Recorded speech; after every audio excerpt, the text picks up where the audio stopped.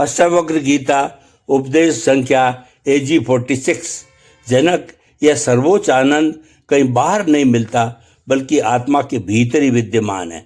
संसार के सारे सुख क्षण भंगुर और किसी न किसी सहारे पर आश्रित है, जबकि आत्मा में स्थित आनंद स्वतंत्र और असीम है। जब साधक इसका अनुभव कर लेता है तब वो संसार की अंतहीन दौड़ से मुक्त होकर आत्मा की गोद में विश्राम पा लेता है। जो मौन के रहस्य को समझ लेता है वही सत्य के सार को पहचान पाता है। यह मौन केवल शब्दों का अभाव नहीं बल्कि भीतर की गहन शांति है। वह स्थिति जहाँ विचारों का प्रवाह थम जाता है और केवल निर्मल जागरूकता शेष रहती है। यही मौन आत्मा की असली भाषा है। मुक्त व्यक्ति संसार में कर्म करता है पर भीतर से अकड़ता ही बना रहता है, क्योंकि उसके कर्म इच्छा या अहंकार से नहीं बल्कि निष्काम भाव से उत्पन्न होते हैं। वह केवल साधन बनकर कार्य करता है, फल की चिंता से परे। ये निष्कामता उसके हर कर्म को साधना में बदल देती है। ध्यान की पूर्णता तब होती है जब साधक हर परिस्थिति में संभव से स्थित रहता है। चाहे सम्मान मिले या अपमान, लाभ हो या हानि, उसकी दृष्टि समान बनी रहती है। यही समत्व आत्मज्ञान की पहचान है। जनक, जो कुछ भी दिखाई देता है, शरीर, विचार, भावनाएं, वे सब वस्तुएं हैं पर आत्मा नहीं। आत्मा तो वह साक्षी है जो सबको जानती है पर किसी में लिप्त नहीं होती। आत्मा साक्षी मात्र नहीं बल्कि वो चेतना है जो सब कुछ देखती है पर स्वयं कभी देखी नहीं जा सकती। जब साधक इस सत्य में स्थिर हो जाता है तब मोक्ष सहज ही प्रकट हो जाता है। जनक, आत्मा का अनुभव शब्दों, शास्त्रों या प्रवचनों में नहीं मिलता। यह सब केवल संकेत मात्र है, वास्तविकता नहीं। सत्य का साक्षात्कार तभी संभव है जब मन पूरी तरह शांत हो जाए और साधक भीतर उतरकर आत्मा की मधुर उपस्थिति को महसूस करे। हे जनक, जब तक मन विचारों, इच्छाओं और स्मृतियों से भरा रहता है, आत्मा का प्रकाश ढका रहता है।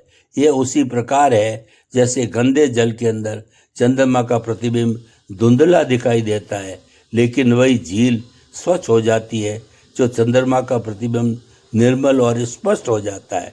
ठीक वैसे ही जब मन शुद्ध और शांत होता है तभी आत्मा का प्रकाश पूर्ण रूप से प्रकट होता है। यही कारण है कि ध्यान का प्रथम कदम मन की गहराई में उतरकर उसे निर्मल करता है।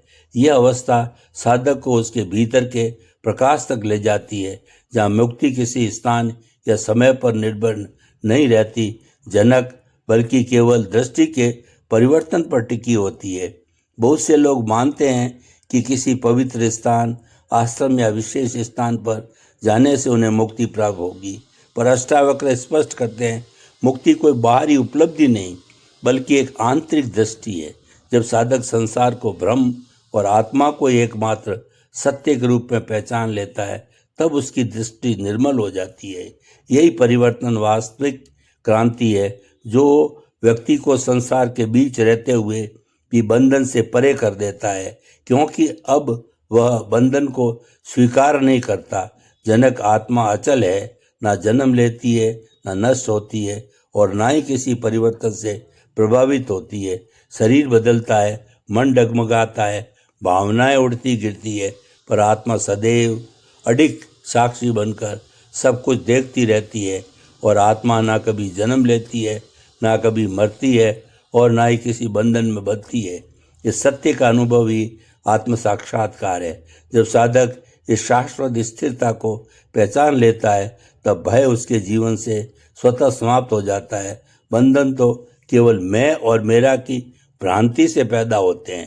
अहंकार, ममता ही मनुष्य को आत्मा से अलग अनुभव कराते हैं। जब कोई ये सोचता है कि मैं कर रहा हूँ या यह मेरा है तभी वो जकड़ जाता है, जबकि वास्तविकता में आत्मा ना करती है ना भोगती है। साधक जब इन भ्रांतियों को त्याग देता है तब वो सहज ही स्वतंत्र होकर आत्मा में स्थित हो जाता है। जनक, जो साक्षी है वही तुम्हारा असली स्वरूप है। तुम वह नहीं हो जो शरीर में दिखाई देता है, ना ही वह हो जो दर्पण में झलकता है। या मन में सोचता है, बल्कि तुम वह हो जो इन सब का साक्षी हो। इस सत्य को पहचानना ही साक्षी भाव है। और साधक जब स्वयं को विचारों से अलग जानने लगता है, तभी आत्मा की वास्तविकता स्पष्ट हो जाती है। जब साधक पहली बार अपने वास्तविक स्वरूप का स्पर्श करता है, तभी वह आत्मा के द्वार पर प्रवेश करता है।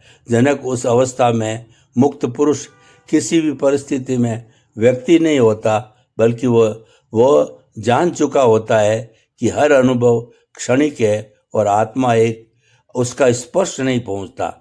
अपमान हो या सम्मान, सुख या दुख, यह सब केवल बाहरी स्तर पर घटते हैं, जबकि भीतर आत्मा सदैव अचल और स्थिर रहता है। इस स्थिति में साधक एक गहरे जड़ों वाले वृक्ष की भांति हो जाता है। उसकी जड़ें आत्मा में ढसी होती है और शाखाएं संसार में फैली रहती है। जनक, जो भीतर स्थित है वह शाश्वत है। बाहर की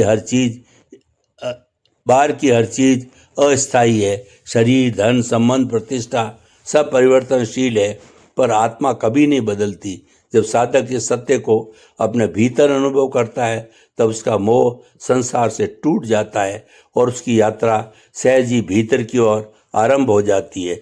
जो साधक आत्मा में स्थिर हो जाता है, वह किसी लक्ष्य की तलाश में नहीं भटकता, क्योंकि उसे अनुभव हो चुका है कि उसके भीतर ही सब कुछ पूर्ण है। उसकी चाहतें समाप्त हो जाती है, उसकी यात्रा पूरी हो जाती है और उसका आनंद बाहरी उपलब्धियों में नहीं, बल्कि अपनी सत्ता में लीन होने में है। यह सहज स्थिति ध्यान, ज्ञान और भक्ति के मिलन से प्रकट होती है।